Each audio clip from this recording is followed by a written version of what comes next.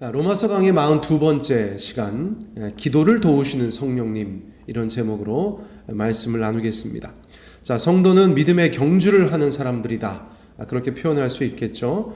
그런데 이 경주가 늘 평온한 그런 경주가 아니고요, 때로는 전쟁 같은 경주일 때도 있는 것이에요. 제가 지난주 설교에서도 존 버년의 철로 역정, 그 책의 내용을 간단하게 언급하였었지요. 온갖 방해와 유혹, 그리고 장애와 위험이 도사리는 것이 천국까지 가는 성도의 삶의 레이스다라고 말씀드릴 수 있어요. 그러므로 완주하는 것이 우리의 목표가 되어야겠습니다. 그리고 완주하게 된다면 그 모든 것이 주님의 은혜였다라고 고백할 수밖에 없을 것이에요. 안타깝게도 우리는 믿음의 경주에서 낙오하는 사람들을 종종 만나게 됩니다. 믿음은 모든 이들의 것은 아니다, 그런 생각을 하게 되지만 동시에 여전히 기도해야겠다, 그런 마음도 주께서 주시는 것이 사실이지요. 그리고 끝까지 함께 할 수 있도록 최선을 다해야겠다, 그런 결심도 하게 되는 것입니다. 자, 그럼에도 불구하고 세월이 갈수록 이 신앙의 완주가 보통 일은 아니다. 우리가 어릴 적에 막연하게 생각했었던 천국 가는 것, 그것과 비교하였을 때 세월이 들면 들수록, 나이가 들면 들수록 이것이 보통 일은 아니다, 정말 보통 일은 아니다, 그런 생각을 하게 된다는 것입니다. 그러므로 사랑하는 성도 여러분, 꼭 믿음의 경주를 완주하시기 바랍니다. 지난 본문에서 저희가 기억해야 할 구절이 있다면, 현재의 고난은 장차 우리에게 나타날 영광과 비교할 수 없다는 18절의 말씀이 되겠죠. 현재의 고난은 장차 우리에게 나타날 영광과 비교할 수 없다. 오늘의 본문은 그 맥락에서 이해할 수 있습니다. 그래서 제가 18절의 말씀을 다시 한번 언급하였어요. 때로는 이 믿음의 경주가 너무 힘겹게 느껴질 때가 있지 않습니까? 현재 받고 있는 고난, 그것이 너무나 크게 느껴질 때가 있지 않습니까? 혹 그런 분이 계시다면 오늘의 말씀이 위로가 될 것 같다, 그런 생각이 듭니다. 자, 너무나 유명한 말씀이세요. 26절 말씀, 이와 같이 성령도 우리의 연약함을 도우시나니 우리는 마땅히 기도할 바를 알지 못하나 오직 성령이 말할 수 없는 탄식으로 우리를 위하여 친히 간구하시느니라. 이 말씀은 로마서의 모든 구절 중에서 가장 잘 알려진 구절 중에 하나이기도 하지요. 그저 읽기만 하여도 마음의 위로와 힘이 되는 그런 구절입니다. 자, 왜 그럴까요? 누구라도 인생을 살아가다 보면 자신의 연약함과 맞닥뜨릴 때가 있기 때문입니다. 스가랴 4장 말씀, 힘으로도 되지 아니하고 능으로도 되지 아니하는 그 구절 기억나시죠? 물론 마지막에는 하나님의 영으로 되는 것인데, 그 하나님의 영으로 되기 전에 인간이 고백할 수 있는 가장 연약함, 가장 큰 연약함, 힘으로도 되지 않고 능으로도 되지 않는 그런 삶의 여러 가지 일들을 저희가 접하게 된다는 것이에요. 자, 이럴 때 저희가 기도하면 된다, 그렇게 말할 수 있지만 또 기도가 안 될 때가 있어요. 너무 힘들고 어려우면 기도도 잘 되지 않습니다. 그때 오늘 말씀에 의지하면 오직 성령이 말할 수 없는 탄식으로 우리를 위하여 친히 간구해 주신다는 거예요. 나의 연약함으로 내 안의 것들이 더 이상 작동하지 않을 때 성령님께서 친히 도와주신다는 것입니다. 자, 오순절 계통의 교회들에서는 이 구절들을 방언으로 이해하는 경우가 있어요. 여러분 방언기도 아시죠? 그래서 내가 기도할 수 없을 때, 내가 기도가 되지 않을 때 방언으로 기도하면 된다, 이렇게 가르치기도 하는데요. 저는 그럴 수도 있고 아닐 수도 있다, 그렇게 생각합니다. 방언은 나의 영의 기도라고 기본적으로 성경에서 말씀하고 있는데, 오늘 9절에서 말하는 것은 뭐냐면 성령님이 친히 간구하시는 성령의 기도라고 이해할 수 있어요. 자, 그러니까 그럴 수도 있고 아닐 수도 있다라고 제가 말씀을 드린 거예요. 자, 방언이 아니어도 상관은 없어요. 또 방언이어도 괜찮아요. 그런데 중요한 것은 뭐냐면 성령께서 친히 우리를 위해서 그 연약함 가운데에서 탄식하고 있는 성도를 위해서 기도해 주신다는 거예요. 간구해 주신다는 거예요.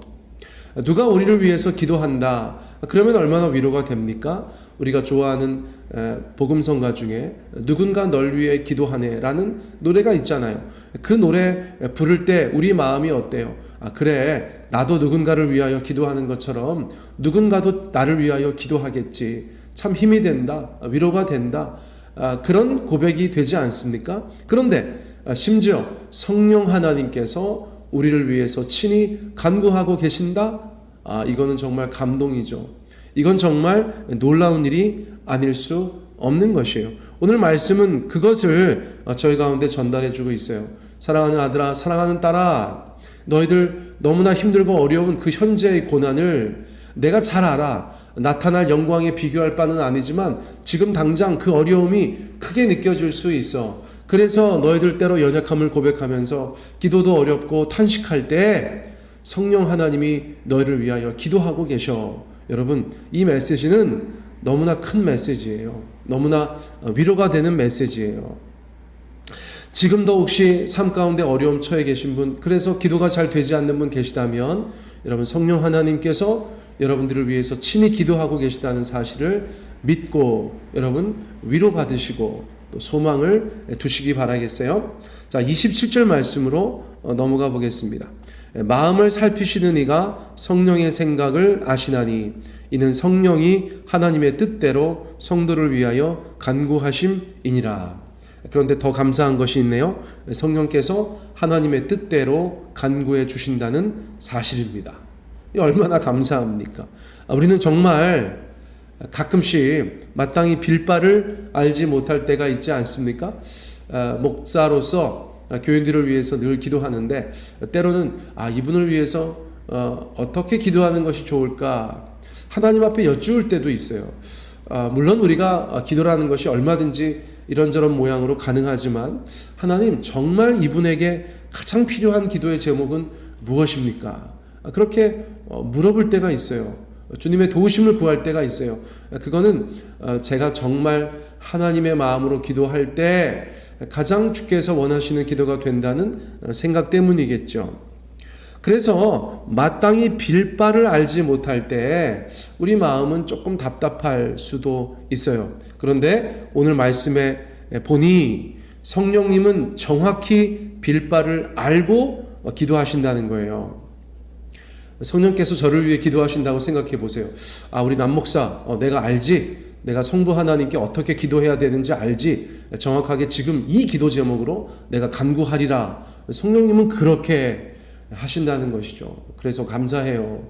너무 감사해요. 우리가 때로는 변죽만 울릴 때가 있잖아요. 때로는 어떤 사람들을 위해서 중보한다면서 중언부언할 때가 있잖아요. 그런데 성령 하나님은 정확히 빌 바를 알고 기도하신다는 거예요. 저는 그것이 이 설교를 준비하면서 제 마음에 다시 한번 큰 위로가 되었어요. 자, 그러므로 사랑하는 성도 여러분, 힘들고 지쳐서 기도도 나오지 않을 때 성령께서 여러분들을 위하여 정확한 기도의 제목을 가지고 간구하고 계심을 아시고 힘을 내시길 바라겠습니다. 자, 제가 어제 이 내용 가지고 설교 준비하고 있는데 성령께서 우리를 위해서 친히 간구하신다는 마음, 그 말씀이 너무 좋기도 하거니와 무엇인가 좀 정리할 필요를 느꼈어요. 예전에 제가 좀 생각나는 일이 있었기 때문이에요. 여러분들 기도하실 때 성삼위 하나님, 성부, 성자, 성령님 계시잖아요. 그런데 어떻게 정리하셔서 기도하세요? 이건 제가 무슨 말씀이냐면, 예를 들어서 우리의 기도에 성령님, 때로는 예수님, 때로는 하나님 아버지, 이렇게 기도하잖아요. 그렇죠? 그것을 가장 완벽하게 정리하여서 우리의 기도 가운데 삼위 하나님을 언급하는 것, 여러분 그것에 대해서 간단하게 좀 말씀을 드리려고 해요. 자, 첫째, 여러분, 우리의 기도는 성부 하나님께 하는 거예요. 자, 잘 기억하세요. 우리의 기도는 성부 하나님께 하는 것이에요. 때로는 우리가 뭐 예수님 도와주세요라든가 뭐 성령님 도와주세요, 역사해 주세요. 자, 그렇게 기도하는 거 괜찮아요. 우리가 다 같은 하나님이시니까 괜찮아요. 그런데 정리를 한다면 우리 기도를 성부 하나님께 하는 것이에요. 자, 예수님께서 우리 가운데 주기도문 통하여서 어떻게 말씀하여 주셨죠? 성자 예수님께서 하늘에 계신 우리 아버지여라고 기도하라고 말씀하셨죠. 그 대상을 성부 하나님으로 하셨어요. 자, 예수님은 누구한테 기도하셨어요? 이 땅에 계실 때, 육신을 입고 계실 때 성부 하나님께 기도드렸죠. 자, 그런 취지에서 제가 말씀드리는 거예요. 여러분 기도할 때 막 예수님 불렀다가 성령님 불렀다가 하나님 불렀다가 그렇게 하지 마시고 성부 하나님을 계속 부르세요. 하나님 아버지, 하늘에 계신 우리 아버지, 성부 하나님, 보좌에 계신 우리 아버지, 아빠 아버지, 여러분 그렇게 성부 하나님께 기도하세요. 자, 그러면 성령 하나님은 기도에 있어서 어떤 역할을 하세요? 자, 성령님은 우리의 기도를 도우시는 분이세요. 자, 오늘 제가 설교의 제목을 뭐라고 했어요? 기도를 도우시는 성령님. 그렇죠? 자, 성령님께서 우리의 기도를 도와주셔야 우리가 기도할 수 있고, 또 성령님께서 우리의 기도를 도와주셔야 우리가 주님 앞에 뜨겁게 깊이 기도할 수 있는 것이에요. 성령 하나님의 영역이라고 할 수 있어요. 뭐 성부 하나님은 못 도와주시나, 성자 예수님은 못 도와주시나, 그게 아니고, 자, 정리하면 그렇다는 것이에요. 자, 성부 하나님께 기도 드리고 성령 하나님께서 우리의 기도를 도우시기를 위하여 간구할 필요는 있다. 그것은 그림이 맞는다. 그렇게 말씀드릴 수 있겠어요. 공동체 합심 기도도 마찬가지죠. 저희가 같이 기도할 때 성령님께서 우리를 도우시면 우리의 기도가 더욱더 하나님 아버지 앞에 의미 있게 드려지는 것들을 저희가 볼 때가 있어요. 자, 그러면 성도의 기도에 있어서 성자 예수님은 어떤 역할을 하세요? 자, 성자 예수님의 이름으로 저희가 기도하는 것이죠. 우리가 하나님 앞에 나갈 수 있는 이유는 오로지 예수님 때문이세요. 그분의 십자가 사역, 그리고 그분의 부활, 그분의 보혈, 그 모든 것, 그분의 공로로, 그분의 이름으로 우리가 하나님의 보좌 앞에 지성소에 나아가고 들어가는 것이죠. 그러니까 우리가 반드시 예수님의 이름으로 기도해야 되는 것이에요. 자, 정리하는 것이에요. 정리하는 것. 자, 그래서 우리의 기도를 이렇게 이야기할 수 있어요.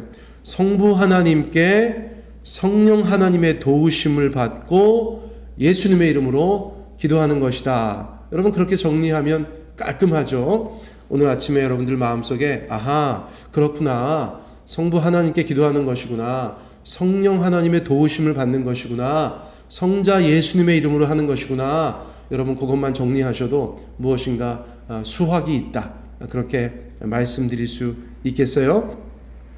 자, 이 시간에 그러므로 저희가 이 말씀을 기억하면서 오늘도 나를 위해서 기도하시는 성령님 참으로 감사합니다. 그런 마음을 가지고 우리가 성부 하나님께 영광 돌리며 또 예수님의 이름으로 기도하는 그런 이 시간 되기를 축복합니다.